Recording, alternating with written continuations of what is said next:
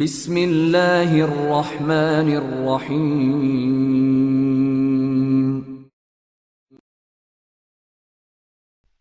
برفانی صحرا، فنا و بقا کے جان لیوا لمحات سے گزرتا ایک ناقابل فراموش شاہکار۔ مصنف امجد رئیس۔ دوسرے دن بخار نے فرینک کو دبوچ لیا۔ میرے ہاتھ ٹھیک نہیں ہیں، اس نے لورین کو بتایا۔ لورین کے ذہن میں الارم بج اٹھا۔ اس نے بالآخر فرینک کو رضامند کر لیا کہ وہ اپنے ہاتھ میل کو دکھائے۔ بینڈیج کھولتے وقت میل کی آنکھوں میں خوف تھا، بدبو کے ساتھ کھال کی رنگت سیاہ پڑ گئی تھی۔ فرینک، مجھے ایمانداری سے کہنے دو کہ 3 انگلیوں میں گینگرین کی ابتدائی علامت ظاہر ہو گئی ہیں، میل نے کہا۔ او گاڈ، اینٹی بائیوٹک کہاں ہیں؟ نہیں، اینٹی بائیوٹک وقتی طور پر سہارا دے سکتی ہیں، لیکن اس حالت میں افاقہ ناممکن ہے، اور ہر گزرتے دن کے ساتھ تمہاری قوت مدافعت بھی کمزور پڑتی جا رہی ہے، میل نے کہا۔ اینٹی بائیوٹک کتنے دن چلے گی؟ لورین نے استفسار کیا۔ 2 دن میں ختم ہو جائیں گی، اور انفیکشن پھیلنے کی رفتار تیز ہے، میل نے کہا۔ کیا حل ہے؟ فرینک نے بمشکل کہا، اور لورین کے حلق میں جیسے گولا اٹک گیا۔ میل نے لورین کی طرف دیکھا۔ انگلیاں کاٹنی پڑیں گی، بالآخر وہ بولی۔ رچرڈ، اٹھو، وقت ہو گیا ہے۔ صحافی نے سر اور اندر کر لیا۔ آواز پھر آئی، تاہم وہ شناخت نہیں کر سکا کہ آواز لورین کی تھی یا میل کی۔ وہ بیگ میں چھپ کر بڑبڑا رہا تھا۔ وہ بیگ سے نکلے گا تو وہ اس کا آخری کام ہوگا۔ وہ ماضی کے بارے میں سوچ رہا تھا، اگر وہ بچ بھی گیا تو ہمیشہ کے لیے بدل جائے گا۔ کسی کا ہاتھ اس کے شانے پر آیا، پھر کسی نے بیگ کی زپ کھولی۔ رچرڈ کراہنے لگا۔ توانو کرہن اٹھ کے بیٹھا۔ اکڑے ہوئے عضلات میں بھی لرزش تھی، حرکت میں درد تھا۔ اس نے لورین کو خیمے کے در پر دیکھا۔ سب تیار ہیں، چند میل تک جانا ہے، لورین نے کہا۔ رچرڈ نے خود اپنی ہنسی سنی۔ چند میل؟ وہ کمزور آواز میں بولا۔ کس لیے؟ صحافی نے ٹانگیں سیدھی کرنے کی کوشش کی۔ ٹانگوں میں زندگی کی رمق نہیں تھی، یوں لگا جیسے وہ لکڑی کی بنی ہیں۔ رانوں میں کچھ لرزش پیدا ہوئی، تاہم وہ اٹھنے میں ناکام رہا۔ سین نے اسے کھڑا ہونے میں مدد دی۔ میں کھڑا نہیں رہ سکتا، وہ بولا۔ اس کے پاؤں زخمی تھے، کھڑا ہونے سے دباؤ پڑا تو وہ تڑپ اٹھا۔ وہ توانائی کی حد سے پرے ہمت کے بل پر قدم اٹھا رہا تھا، ہانپ رہا تھا۔ ہر قدم ایک امتحان تھا۔ اس کی للچائی ہوئی نظر سلیج پر تھی۔ کیا اسے وہاں جگہ مل سکتی ہے؟ لورین اس کے قریب تھی، سہارا دے رہی تھی، اسے باتوں میں لگا رہی تھی۔ وہ کچھ سمجھ رہا تھا، کچھ نہیں۔ وقت 1 گھنٹے سے کچھ اوپر ہو گیا تھا جب ایک دیوار نما چٹان نے راستہ روک لیا۔ رچرڈ کے لیے بدترین چیلنج تھا۔ وہ جتنا خرچ کر سکتا تھا خرچ کر دیا تھا، اب خالی تھا۔ وہ میلوں کے حساب سے بے نیاز ہو گیا۔ اس کے گھٹنے مڑ گئے۔ اسے احساس ہوا کہ وہ خرچ تو پہلے ہی ہو چکا ہے، محض ارادے کے بل پر حرکت کرتا آیا تھا۔ ارادے کی قوت بھی نابود ہو چکی تھی۔ لورین اس کے سر پر کھڑی تھی، چہرہ تاثرات سے عاری تھا۔ سلیج پر 2 افراد پڑے تھے۔ 4 خستہ حال افراد اسے کھینچ رہے تھے۔ مرڈو اور میل کو بھی شامل ہونا پڑا۔ گویا یکے میں 4 گھوڑے جتے ہوئے تھے۔ پیر نرم برف میں دھنس رہے تھے، رفتار دھیمی تھی۔ پورے دن میں رک رک کر صرف 4 میل۔ دوسرے دن لورین نے عزم کیا کہ 10 میل جائیں گے۔ فرینک اور رچرڈ بے بس تھے اور ڈپریشن کا شکار تھے۔ رچرڈ کے پاؤں کی سوجن بڑھ گئی تھی، لورین کو ادراک تھا۔ وہ یہ بھی جانتی تھی کہ اب رچرڈ کو بوٹ بھی نہیں پہنائے جا سکتے جب تک اسپتال میں طبی امداد نہ ملے۔ چھوٹے وقفوں کے بعد دن کے درمیانی حصے میں لورین نے لمبا وقفہ دیا، اور ٹیم جہاں کھڑی تھی وہیں لیٹ گئی۔ یہ وقفہ 1 گھنٹے کا تھا۔ طرفہ تماشا 1 گھنٹے بعد انہیں طوفان نے آ لیا۔ کوئی کچھ نہ بولا، نہ کسی نے حرکت کی۔ انہوں نے خود کو مردہ تصور کر لیا تھا۔ لورین انہیں تحریک دینے کے لیے کچھ کہنے سے خوفزدہ تھی۔ شکر ہوا کہ طوفانی جھکڑوں کا سلسلہ تادیر جاری نہیں رہا۔ کتنے میل؟ لورین نے میل کو سہارا دیا تو اس نے سوال کیا۔ تقریباً 60 میل۔ میل کا منہ لٹک گیا۔ اس نے بجھی ہوئی آنکھوں سے لورین کو دیکھا۔ ٹھیک ہو جائے گا، لورین نے اس کے شانے پر ہاتھ رکھا۔ ہم پہنچ جائیں گے۔ کوئی جادو ہے؟ منتر ہے؟ مرڈو کہے بغیر نہ رہ سکا۔ لورین سمجھ رہی تھی کہ کوئی بھی یقین کرنے کے لیے تیار نہیں۔ جادو نہیں، سچائی ہے۔ ہم میں سے کوئی نہیں مرے گا۔ لورین کی آواز کھوکھلی تھی، جسے چھپانے کی اس نے بھرپور کوشش کی۔ لورین کے دل میں بے یقینی کا عنصر بڑھتا جا رہا تھا، تاہم ذہن کے کسی خفیہ گوشے میں کوئی آواز تھی، کوشش جاری رکھنی چاہیے۔ زندہ لاشوں نے سلیج کھینچنی شروع کی۔ 23 دن گزر گئے تھے۔ لورین کے اسپانسرز کسی بھی اطلاع سے محروم تھے۔ ڈی پیئرمین اور اسکاٹ پولر متحرک ہونے پر متفق تھے۔ انٹارکٹک ایئر سروس بھی الرٹ تھی۔ بالآخر ٹوین اوٹور ایئر کرافٹ کیپریکارن کے لیے فضا میں بلند ہوا۔ اگلے روز ڈی پیئرمین نے اندوہناک اطلاع موصول کی۔ کیپریکارن آتش زدگی کے بعد راکھ کے ڈھیر میں تبدیل ہو چکا ہے۔ پائلٹس لینڈ کر گئے تھے۔ انہوں نے تصدیق کر دی کہ کوئی ذی نفس نہیں بچا۔ کوئی باڈی ملی؟ ڈی پیئرمین نے سوال کیا، لیکن وہ جواب سننے سے خوفزدہ تھا۔ مشکل ہے کچھ کہنا، دھات تک پگھل چکی ہے۔ ڈی پیئرمین خوب جانتا تھا کہ آئل رگ کی آگ کا کیا مطلب ہوتا ہے اور انٹارکٹیکا میں یہ کتنی خوفناک ہوتی ہے، کیونکہ ریسرچ سینٹرز کو ہزاروں گیلن ایندھن اسٹور کرنا پڑتا ہے۔ کوئی غفلت، کوئی چنگاری، کوئی حادثہ ہر شے کو خاک کر دیتا ہے۔ انسانی جسم بے انتہا حدت کے باعث ریزہ ریزہ ہو جاتا ہے۔ ڈی پیئرمین نے سنو موبائلز کے بارے میں پوچھا۔ شیڈ میں موبائلز کی باقیات ہیں، لیکن یہ کہنا مشکل ہے کہ کتنی موبائلز ہیں، جواب ملا۔ ڈی پیئرمین کے اعصاب منتشر ہو گئے۔ اس کا مقصد اور خواب تباہی کی نظر ہو گیا تھا۔ سائنسی تحقیق کے علاوہ وہ ذاتی طور پر اور اس کی کمپنی پر منفی دور رس اثرات مرتب ہوئے تھے۔ سب سے بڑھ کے در حقیقت وہ اس بات پر رنجیدہ تھا کہ قیمتی اور باصلاحیت افراد مارے گئے تھے۔ وہ لورین سے متاثر تھا اور اس کے ٹیلنٹ کی قدر کرتا تھا۔ وہ آگاہ تھا کہ اسے پبلک میں جانا پڑے گا، لیکن اس سے پہلے سانحے کی اطلاع اسکاٹ پولر کو دینا ضروری تھی۔ ڈائریکٹر مائیکل کولنز کے لیے یہ خبر سر پر بم کی طرح پھٹی تھی۔ وہ سہ نہ سکا، اس کے آنسو نکل گئے۔ لورین کو کھونا، اس نقصان کی تلافی ممکن نہ تھی۔ وہ لورین کے ساتھ مختلف پروجیکٹس پر کام کر چکا تھا۔ 5 بجے شام ڈی پیئرمین 100 سے زیادہ رپورٹرز سے مخاطب تھا۔ اسے کیپریکارن کی ہولناک بربادی کی خبر دیتے ہوئے کہا، کوئی حقیقی امید نہیں ہے کہ کوئی بچا ہو۔ لورین برجیس اور اس کی ٹیم، جولین اور اس کا ساتھی، ڈیلی میل کا صحافی، کوئی نہیں بچا۔ سننے والوں پر سکتہ طاری تھا۔ سکتہ ٹوٹا تو انہوں نے اپنے موبائل پنچ کرنا شروع کر دیے۔ وہ فرنٹ پیج کے لیے دردناک خبر پہنچا رہے تھے۔ آنے والی صبح اچھی نہیں تھی۔ فرینک نے رات حالت کرب میں تڑپتے ہوئے گزاری تھی۔ جو کرنا ہے آج کرو، وہ بل بلایا۔ لورین اور میل نے آپریشن کی تیاری شروع کر دی۔ سامان دیکھا، سوئس آرمی نائف، مورفین کی سرنج، آیوڈین۔ لورین نے بچی کھچی اشیاء کی طرف دیکھا۔ کون سا بلیڈ استعمال کرو گی؟ اس نے استفسار کیا۔ یہ سہروخی بلیڈ اس ڈیوائس کے ساتھ آری ہے، اس کے بغیر ہڈیاں نہیں کٹیں گی۔ شکر ہے کہ ایک سرنج مورفین کی پوری بچی ہوئی ہے، میل نے کہا۔ لورین لرز اٹھی۔ وہ دونوں باخبر تھیں کہ یہ سب ناکافی ہے، لیکن کوئی دوسرا چارہ کار بھی نہ تھا۔ گیس کو سلگایا گیا، اس میں برف کے ٹکڑے ڈال دیے گئے۔ جب وہ پانی بن کے ابلنے لگا تو چاقو اس میں 10 منٹ کے لیے ڈبو دیا گیا۔ فرینک کو بتایا گیا کہ میل تیار ہے۔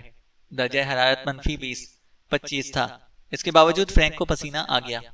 دیگر افراد آس پاس تھے، لیکن کوئی فرینک سے آنکھ نہیں ملا رہا تھا۔ میل نے آیوڈین کی مدد سے نرمی کے ساتھ اس کا ہاتھ صاف کیا اور دیکھا کہ گینگرین میں 1/4 انچ کے قریب اضافہ ہو گیا تھا۔ میل سوچ رہی تھی کہ آپریشن بر وقت ہے، بصورت دیگر فرینک کو اپنے ہاتھ سے ہاتھ دھونے پڑتے۔ ابھی میں نصف مورفین دوں گی، اس نے فرینک سے کہا، اور نصف بعد میں۔ میل نے سوئی براہ راست متاثرہ انگلیوں میں سے ایک میں داخل کی اور فرینک کی چیخ نکل گئی۔ میل نے 5 منٹ تک انتظار کیا۔ لورین فرینک سے باتیں کر رہی تھی۔ اس پر غنودگی طاری ہوتے ہی میل نے ڈیوائس سنبھال لیا۔ لورین نے فرینک کا ہاتھ پکڑا ہوا تھا۔ میل نے تیزی سے کام لیا اور زخموں کو آیوڈین سے صاف کر کے ڈریسنگ کر دی۔ ٹیم نے مل کر اسے بیگ میں لٹا دیا۔ لورین اور میل نے دن اس کے ساتھ گزارا۔ بقیہ نصف مورفین کی وجہ سے وہ زیادہ تر سوتا رہا۔ بحران 3 بجے صبح شروع ہوا جب بخار ٹوٹتا دکھائی دیا۔ ساتھ ہی اس کے دفاعی نظام نے بھی لڑنا شروع کر دیا۔ اس کی چیخ و پکار دوسروں کے لیے کرب و اذیت کا سامان تھی۔ صبح تک وہ پرسکون ہو چکا تھا۔ بخار پسپا ہو گیا تھا۔ صبح کی پہلی کرن کے ساتھ اسے چائے پلائی گئی۔ 10 بجے وہ اٹھ کے بیٹھ گیا اور گھاس نما سبزی کا سوپ پیا۔ مورفین ختم ہو چکی ہے، میل نے فرینک کو بتایا۔ کوئی بات نہیں، اب جو تکلیف ہے وہ قابل برداشت ہے۔ ویسے بھی ہم سبھی ابتلا کا شکار ہیں، فرینک نے کہا۔ لورین نے حیرانی سے اسے دیکھا۔ مجھے تم پر فخر ہے فرینک۔ کوئی ہوتا ہے جو اس حد تک جا کر واپس آ جائے، اور سب نے تالیاں بجائیں۔ نصف گھنٹے کے بعد وہ ایک بار پھر نئے حوصلے کے ساتھ انچ کر کے آگے بڑھ رہے تھے۔ فرینک کے حوصلے نے ٹیم میں نئی روح پھونک دی تھی۔ جب ٹیم گھٹنے ٹیک چکی تھی، رات میں خیمہ نصب کیا گیا تو لورین نے پرجوش آواز میں ٹیم کو بتایا، آج ہم نے 9 میل کا سفر طے کیا ہے۔ اس نے چاکلیٹ بار کے ٹکڑے تقسیم کیے۔ آگے کے لیے 3 عدد چاکلیٹ بچی تھی۔ تم شاید اسے دیوانگی سمجھو گی، رچرڈ نے لورین سے کہا جب وہ صبح میں آگے بڑھنے کے لیے تیار ہو رہے تھے۔ میری ٹانگوں کی تکلیف ایک طرف، لیکن موسم بدل رہا ہے۔ لورین نے افق کی طرف جانب دیکھا، اگرچہ اسے کسی ڈرامائی تبدیلی کی شہادت نہیں ملی تھی، لیکن سانس کے ذریعے جو ہوا پھیپھڑوں میں جا رہی تھی وہ الارمنگ تھی۔ رچرڈ ٹھیک کہہ رہا تھا، ہوا کا دباؤ تبدیل ہو رہا تھا۔ ہاں، کچھ ہونے والا ہے، لیکن فوراً نہیں۔ ہمیں چاہیے کہ اس سے پہلے چند میل طے کر لیں، لورین نے فیصلہ کیا۔ ٹیم نے بھی بھرپور ساتھ دیا۔ 2 میل بعد خطرہ سامنے آ گیا۔ لورین نے فوری طور پر خیمہ نصب کرنے کی ہدایت کی۔ آنن فانن برف باری شروع ہو گئی۔ وہ اولے نہیں، برف کے گولے تھے۔ بمباری نے خیمے کی پناہ بھی خطرے میں ڈال دی تھی۔ تم اپنے مسودے میں ایسی برف باری کا ذکر کرو گے تو قاری یقین نہیں کریں گے، سین نے رچرڈ سے کہا۔ 11 بجے کے بعد برف باری کم ہو کر مٹر کے دانوں جیسی ہو گئی، تاہم سیاہ بادلوں کا لشکر تیزی سے ابھر رہا تھا۔ ہوا رفتار پکڑ رہی تھی، طوفان کی علامات واضح تھیں۔ ہم یہاں رہے تو خیمے سمیت اڑ جائیں گے، لورین نے کہا۔ آگے کسی گڑھے میں کیمپ لگانا ہوگا، جلدی کرو۔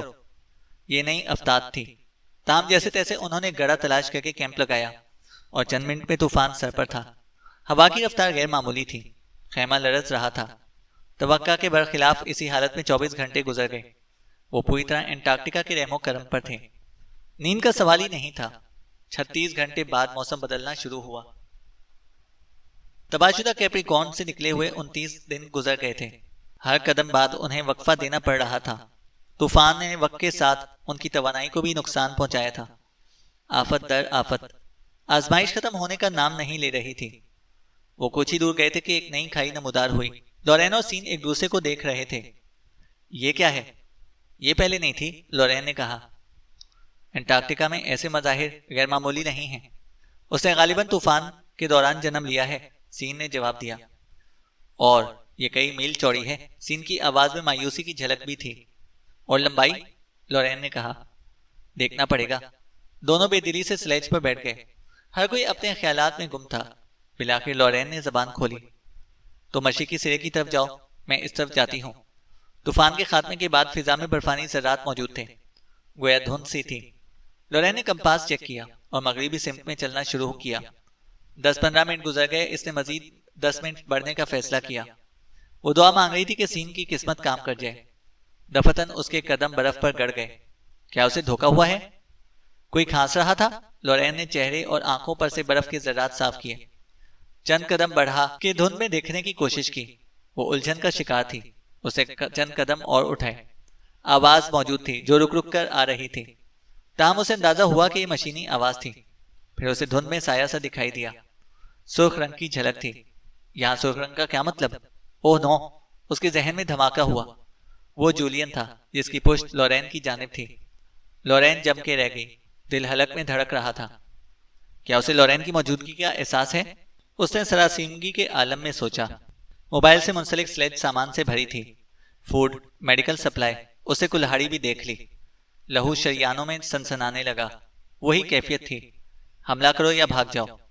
پھر تصور میں دوسرے ڈپو کے خالی بیرل کا نقش ابھرا۔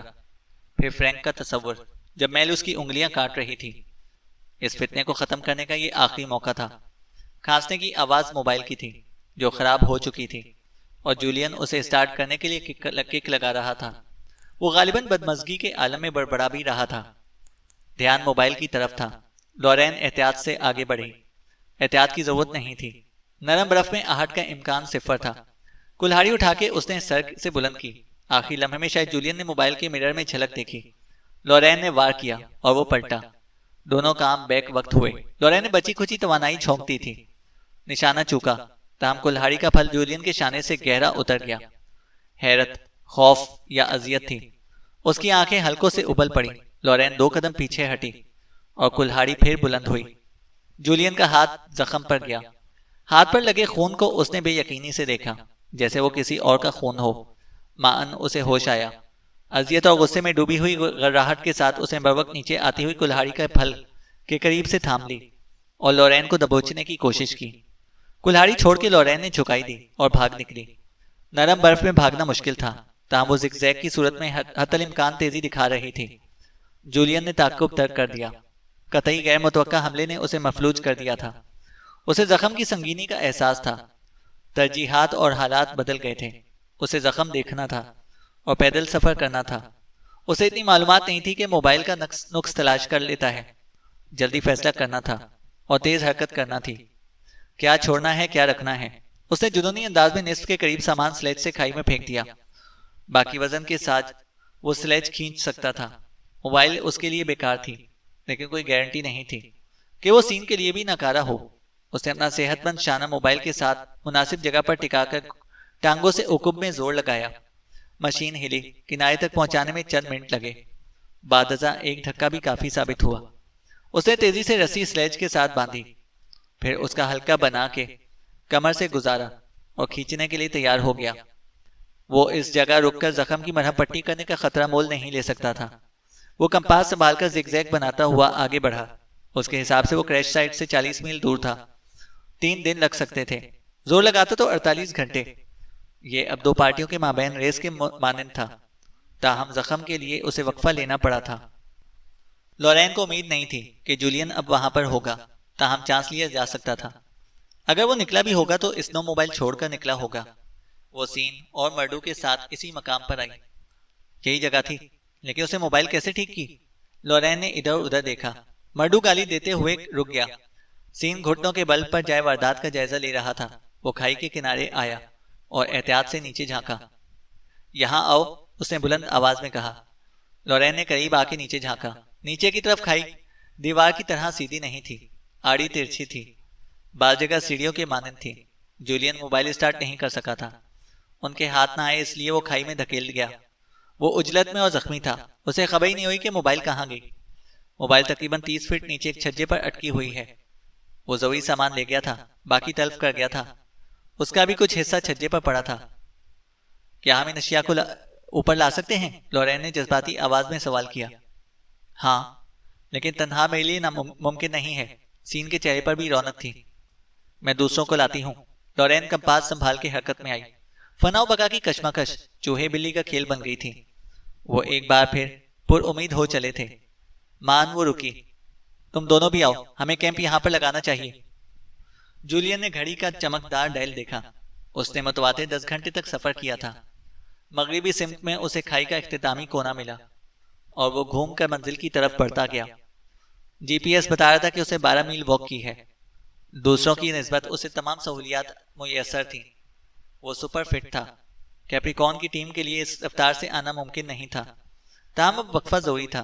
اسے خیمہ کھڑا کیا اور جیکٹ اتار کے زخم کی طرف توجہ دی۔ بایاں بازو مخاصا متاثر ہوا تھا، شانے میں گہرا کٹ تھا۔ انفیکشن سے پہلے اسے کچھ کرنا تھا۔ گیس اسٹوو سلگا کے وہ نیلے شعلے کو گھورنے لگا۔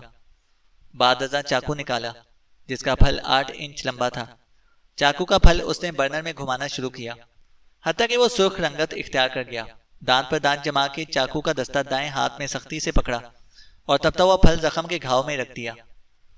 1 2 3 4 اسے چاقو کا پھل گھمایا کہ زخم کا کوئی گوشہ رہ نہ جائے۔ 5 6 7 گوشت اور کھال جلنے کی بو آنے لگی۔ 8 9 10 اس نے چاقو ہٹا لیا اور لورین کی شان میں قصیدہ پڑھنے لگا۔ سین کمر سے رسی باندھ کے کھائی میں اتر گیا۔ موبائل ڈیمیج ہے، تاہم ٹھیک ہو سکتی ہے۔ پہلے فوڈ اور میڈیسن روانہ کرو، مرڈو نے بے قراری سے کہا۔ سین نے جو بھی ہاتھ آیا اسے سلیپنگ بیگ میں ڈالا، کمر سے رسی کھول کے بیگ سے باندھ دی۔ مطمئن ہونے کے بعد اس نے کہا، کھینچو۔ خود وہ چھجے پر رک گیا۔ بیگ اوپر گیا، خالی رسی پھر نیچے آ گئی۔ سین نے رسی کمر سے باندھی اور اوپر چلا گیا۔ ٹیم نے خیمے میں اشیاء کا جائزہ لیا۔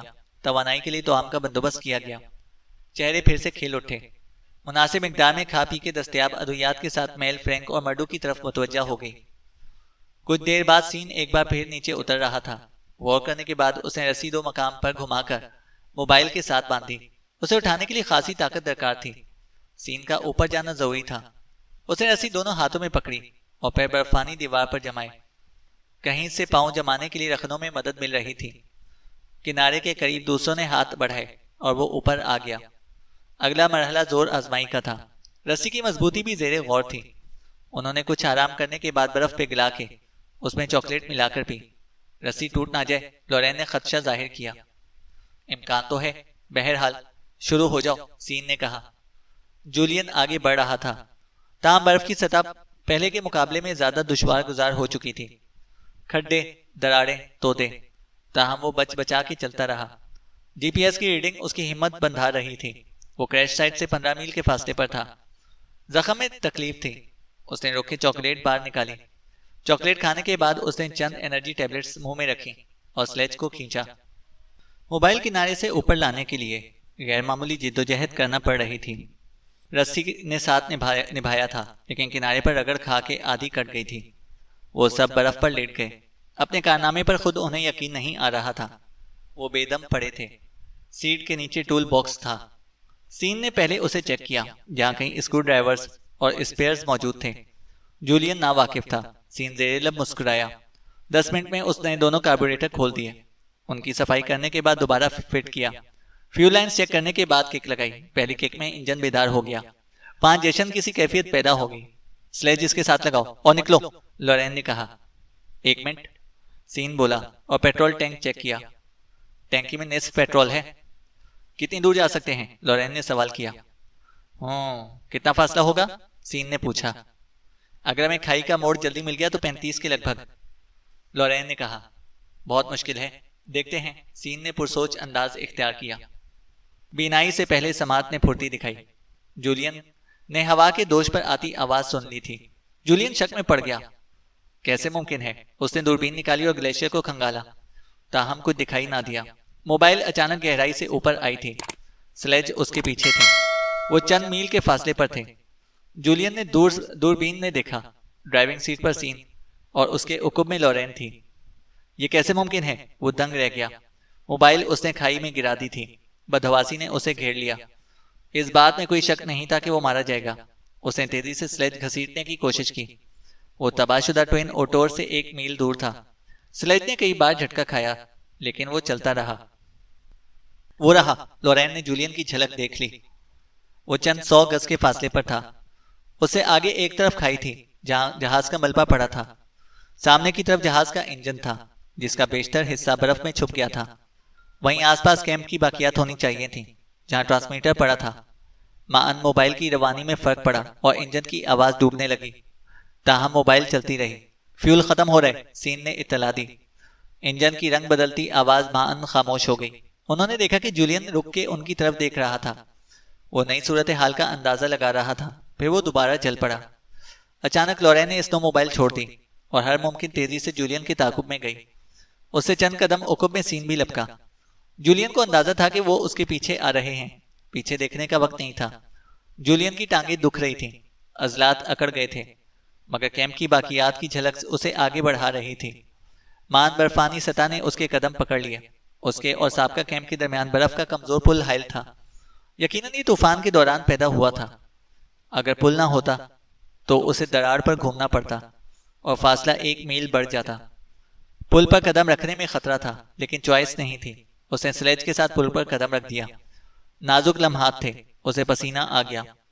کرو یا مرو والی بات تھی۔ وہ دھیرے دھیرے آگے بڑھتا رہا۔ دھڑکنیں کانوں میں بج رہی تھیں۔ پل نے وزن سہار لیا۔ وہ پار اتر گیا۔ جولین نے مڑ کے دیکھا۔ سین اور لورین پل پر تھے۔ جولین رسی کے حلقے سے نکلا اور تباہ شدہ جہاز کا ایک وزنی دھاتی ٹکڑا اٹھا کے پل پر پھینکا۔ اسے شک تھا کہ یہ چال رائیگاں جائے گی، لیکن شاید پل خود اس کے گزرنے کے بعد مزید کمزور ہو چکا تھا۔ پل پر لکیریں نمودار ہوئیں، پھر وہ ٹکڑوں کی شکل میں نیچے گرنا شروع ہوا۔ سین اور لورین اپنی جگہ پر جم گئے۔ جولین دوسری طرف فاتحانہ انداز میں محفوظ کھڑا تھا۔ محض 1 گلاس پیٹرول کی کمی نے انہیں شکست سے دوچار کر دیا تھا۔ بصورت دیگر وہ جولین کو پل تک پہنچنے سے قبل دبوچ سکتے تھے۔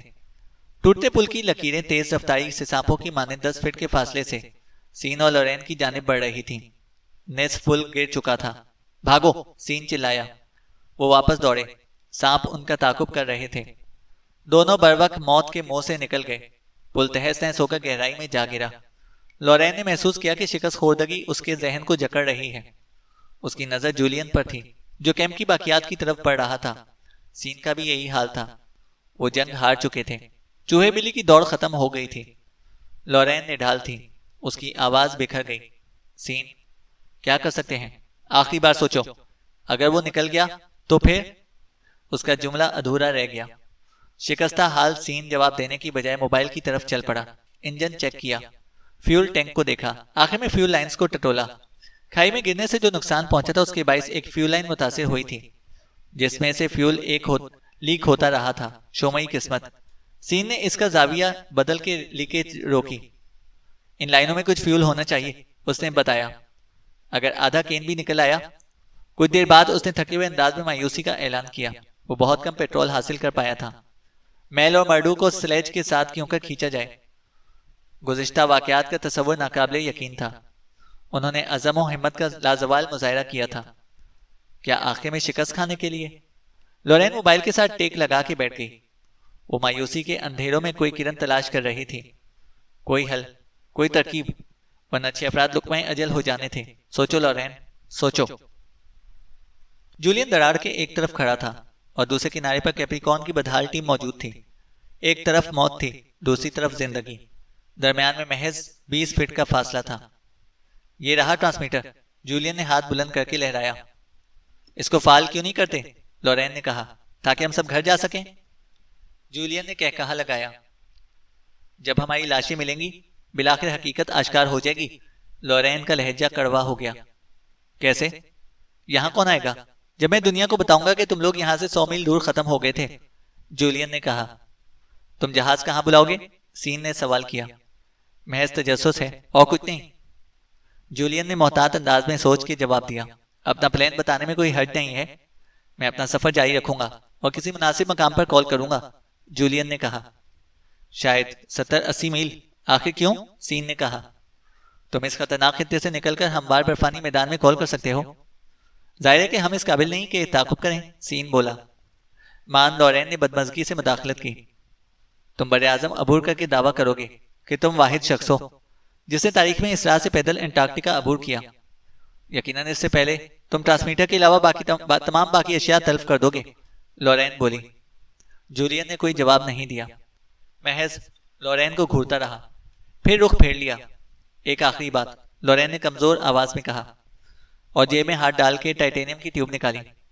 وہ شروع سے اس کی حفاظت کرتی آئی تھی۔ جولین رک گیا۔ لورین نے ٹیوب والا ہاتھ بلند کیا۔ یہ جھیل سے حاصل شدہ نمونہ ہے۔ اس کی آواز کھوکھلی اور شکست کا اعلان کر رہی تھی۔ تم یہ کیپریکارن کے اسپانسر ڈی پیئرمین تک پہنچا دینا، لورین نے کہا۔ کیا ضرورت پڑی ہے مجھے یہ کام کرنے کی؟ جولین ہنس دیا۔ کیونکہ یہ سائنسی دنیا کے لیے قطعی نئی چیز ہے۔ یہ میری آخری درخواست ہے۔ ہم اس احساس کے ساتھ مریں گے کہ کم از کم جاتے ہوئے ہم دنیا کو کچھ دے کر گئے ہیں، لورین نے کہا۔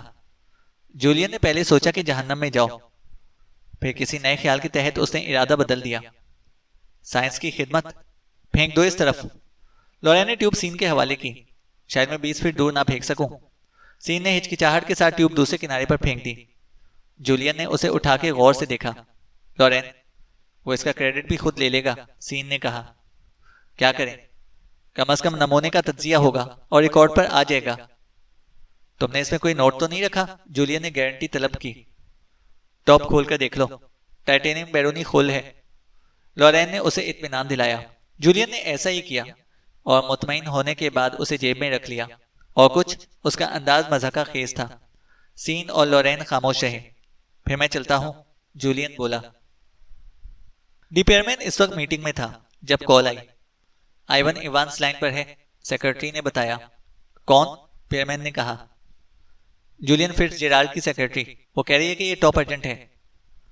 ڈی پیئرمین کا دوران خون جیسے یکلخت رک گیا۔ کیپریکارن کا معاملہ تقریباً دفن ہو چکا تھا۔ ڈی پیئرمین کے گمان سے پرے تھا کہ کئی ہفتے بعد جولین کی سیکرٹری کیا چاہتی ہے۔ بات کرواؤ، پیئرمین نے کہا۔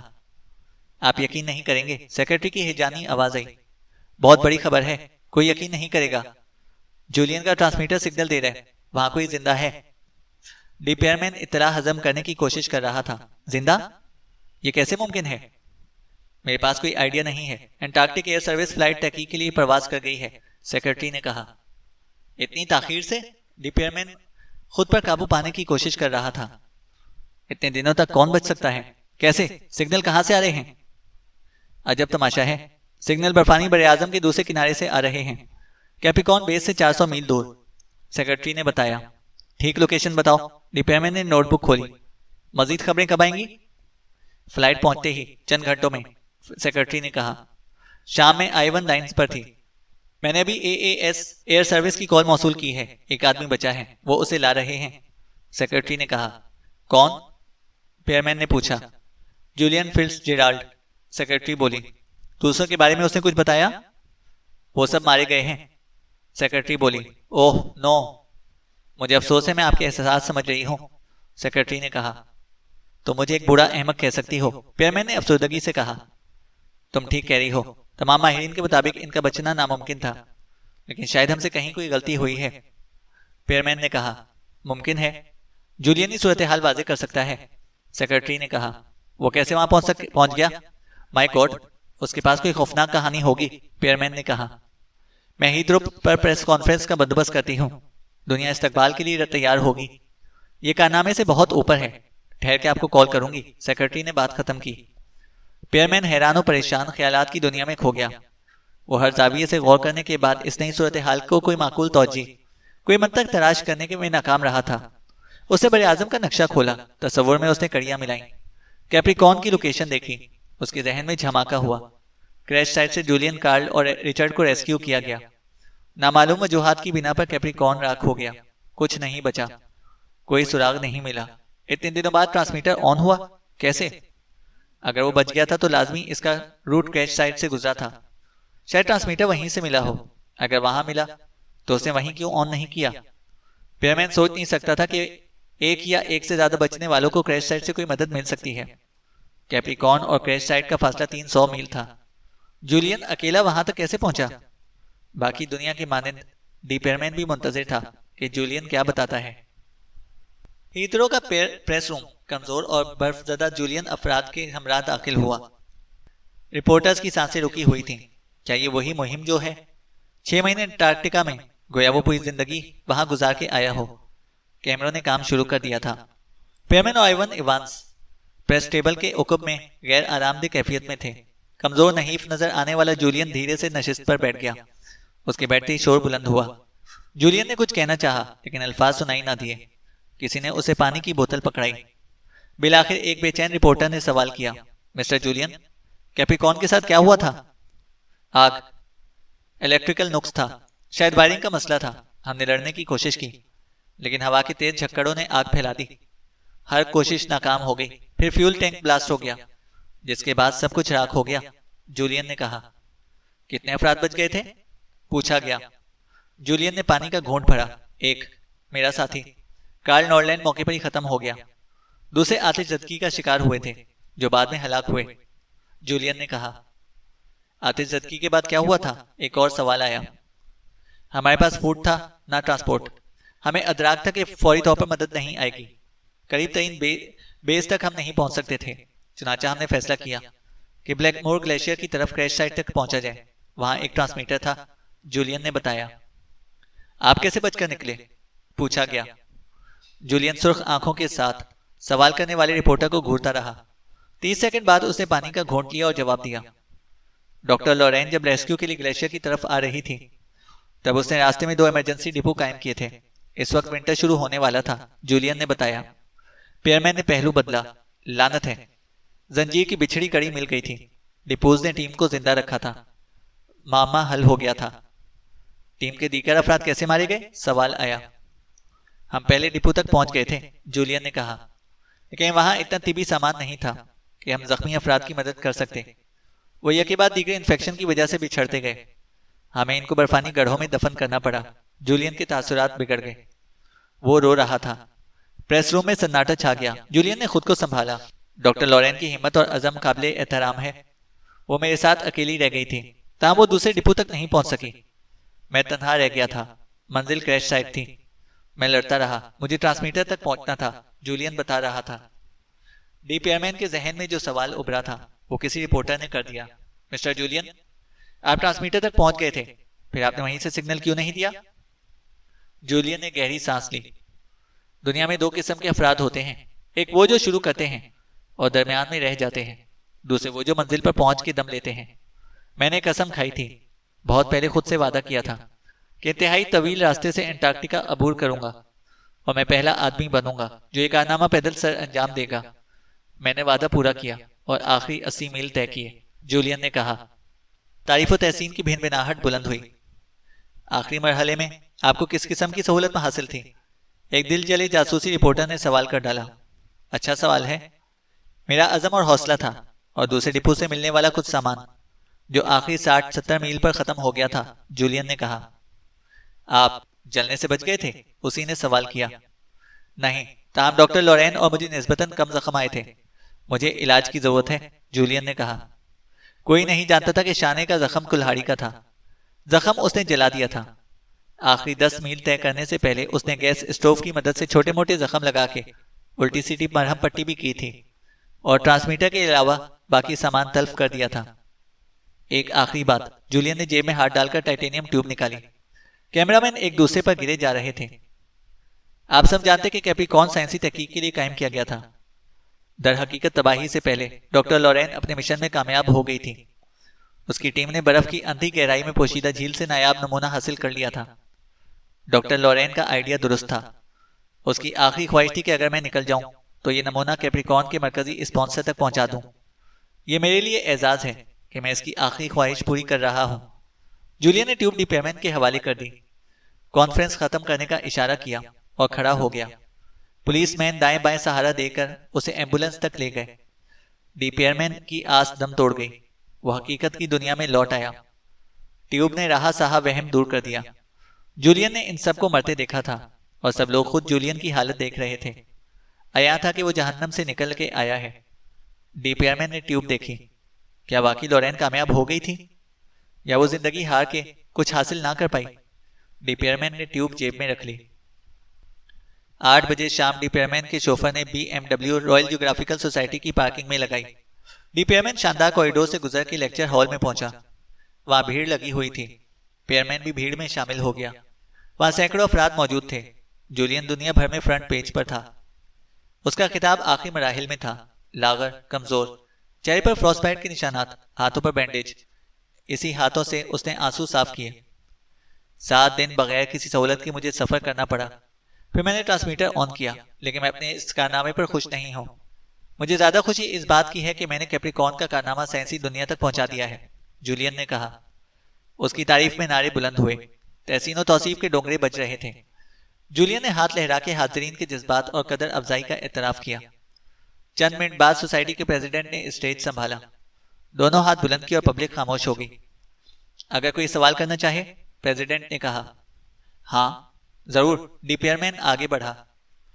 مجھے یقین نہیں ہے کہ کوئی میرے سوال کو پسند کرے گا، لیکن آپ سب حیران ضرور ہوں گے، ڈی پیئرمین بولا۔ ڈی پیئرمین کیپریکارن کے اسپانسر تھے، جولین نے حاضرین کی معلومات میں اضافہ کیا۔ یہ وہ شخص ہیں جنہوں نے بڑی رقم سائنسی تحقیق پر صرف کی ہے، جولین نے کہا۔ ڈی پیئرمین کے لیے توصیفی کلمات بلند ہوئے۔ کیا آپ نے نمونے کا تجزیہ کر لیا؟ جولین نے سوال کیا۔ ہم انوکھے انکشافات کو یہاں شیئر کر سکتے ہیں۔ انوکھا انکشاف چھوٹا لفظ ہے، ڈی پیئرمین نے کہا۔ ٹیوب میں محفوظ نمونے کے رزلٹ سے زیادہ مجھے چند سوالات میں دلچسپی ہے۔ مسٹر جولین، کیا آپ کو یقین ہے کہ نمونہ آپ کو لورین برجیس نے دیا تھا؟ جولین نے ہونٹوں پر زبان پھیری، حاضرین پر نظر ڈالی اور جواب دیا۔ بلا شبہ میں سوال سمجھنے سے قاصر ہوں، جولین نے کہا۔ جب لورین نے آپ کو یہ دیا تب سے مستقل آپ کی حفاظت میں رہا، حتیٰ کہ آپ نے اسے میرے حوالے کر دیا، پیئرمین نے پوچھا۔ ایسا ہی ہے، جولین نے فخر کے ساتھ کہا، اور ڈی پیئرمین اسٹیج پر آ گیا۔ جولین کی پشت پر انٹارکٹیکا کا بڑا سا نقشہ آویزاں تھا۔ ڈی پیئرمین نے نقشے کی طرف اشارہ کیا۔ کیا آپ مہربانی کر کے بتائیں گے کہ لورین نے کس مقام پر دم توڑا؟ پیئرمین نے پوچھا۔ جولین کی کیفیت بدلنے لگی۔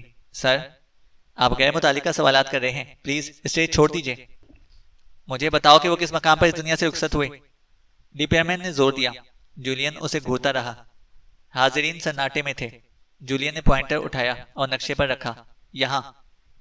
اور پلین کریش کی پوزیشن؟ ڈی پیئرمین نے ایک اور سوال کیا۔ جولین نے بے صبری سے پوائنٹر دوسرے مقام پر رکھا۔ یہاں 100 میل دور۔ یعنی لورین وہاں نہیں پہنچ سکتی تھی؟ نہیں، میں تنہا وہاں پہنچا تھا، جولین نے کہا۔ مسٹر جولین فٹز جیرالڈ، اس کا مطلب ہے کہ تم ایک حیرت انگیز معمہ حل کرنے میں میری مدد کر سکتے ہو۔ ٹیوب میں اجنبی زندگی کا کوئی نمونہ نہیں ہے۔ اس میں 100% فیول کے سوا کچھ بھی نہیں ہے۔ جولین کے قدموں تلے سے گویا زمین نکل گئی۔ اس نے ڈیسک کا سہارا لیا۔ چہرہ فک ہو گیا۔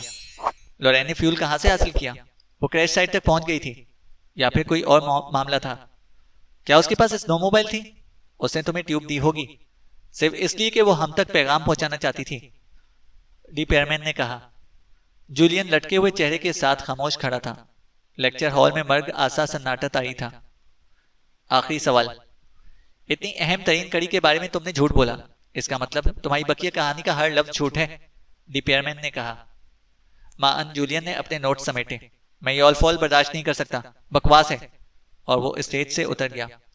حکم سے ڈی پیئرمین نے کہا، ہم وہاں جائیں گے مسٹر جولین، اور اگر کوئی سراغ ملا تو تمہیں خوفناک مقدمات کا سامنا کرنا پڑے گا، ڈی پیئرمین کہہ رہا تھا۔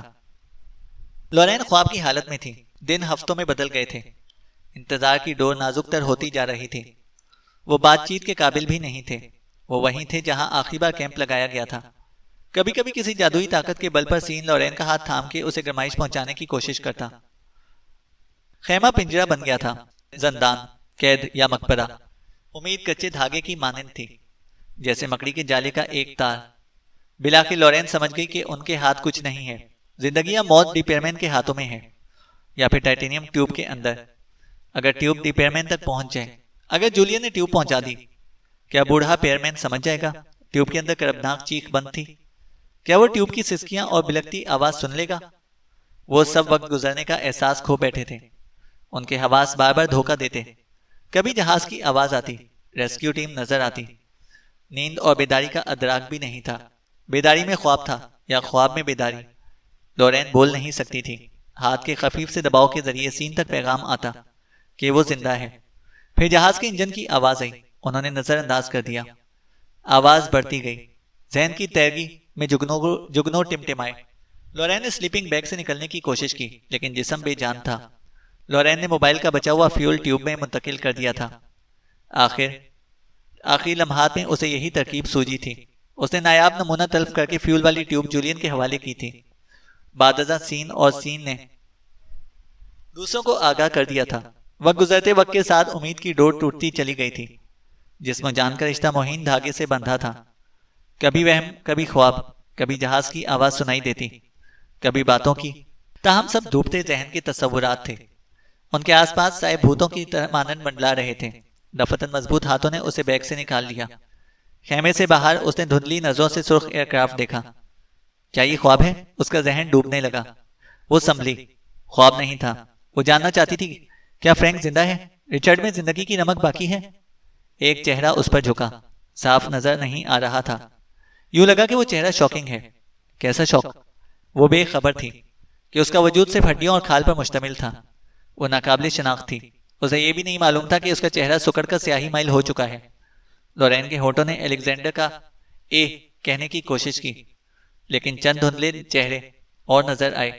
اسے اٹھا کے اسٹریچر پر منتقل کر دیا گیا۔ ڈی پیئرمین کا چہرہ نظر آیا۔ باقی لوگ بدقت تمام۔ اس نے 2 الفاظ ادا کیے، سب زندہ ہیں، سب ٹھیک ہو جائیں گے۔ لورین غنودگی میں چلی گئی۔ کچھ دیر بعد جہاز سب کو لے کر پرواز کر گیا۔ لورین نے یقین کر لیا کہ وہ خواب نہیں دیکھ رہی۔ بالآخر وہ موت کو شکست دینے میں کامیاب ہو گئے تھے۔ اس نے سر اٹھایا۔ ڈی پیئرمین نے گردن کے نیچے ہاتھ رکھا۔ کیپریکارن نہیں رہا تھا، لیکن اس کے دل پر میں موجود تھا کہ لورین جانتی تھی کہ وہ ایک دن پھر واپس آئے گی۔ کیمبرج ہسپتال میں 6 ہفتے گزارنے کے بعد وہ اس قابل ہوئی کہ کھڑے ہو کر چلنے کی کوشش کرے۔ انٹارکٹیکا سے واپسی پر اس کا جسمانی نظام ختم تھا۔ جسم نے کچھ نہ ملنے پر خود کو کھانا شروع کر دیا تھا۔ انہیں کس چیز نے زندہ رکھا؟ ہیومن اسپرٹ، اور کیا کہہ سکتے ہیں۔ لورین کا تقریباً نصف بدن تحلیل ہو گیا تھا۔ سب سے زیادہ گردے متاثر ہوئے تھے۔ اب وہ زندگی بھر الکوہل کو ہاتھ نہیں لگا سکتی تھی۔ سین تیزی سے بحال ہوا تھا۔ وہ شروع میں سب سے زیادہ مضبوط اور سخت جان تھا۔ 2 ہفتوں میں اس کی فزیوتھراپی شروع ہو گئی۔ میل اور مرڈو نے سنبھلنے میں 30 دن لیے۔ تاہم ڈسچارج کوئی نہیں ہوا۔ سب سے بری حالت فرینک کی تھی۔ اس کے مزید 3 اور آپریشن ہوئے۔ ریچرڈ کو بھی خاصا وقت اسپتال میں گزارنا پڑا۔ اس کی چال میں مستقل لنگ رہ گیا تھا۔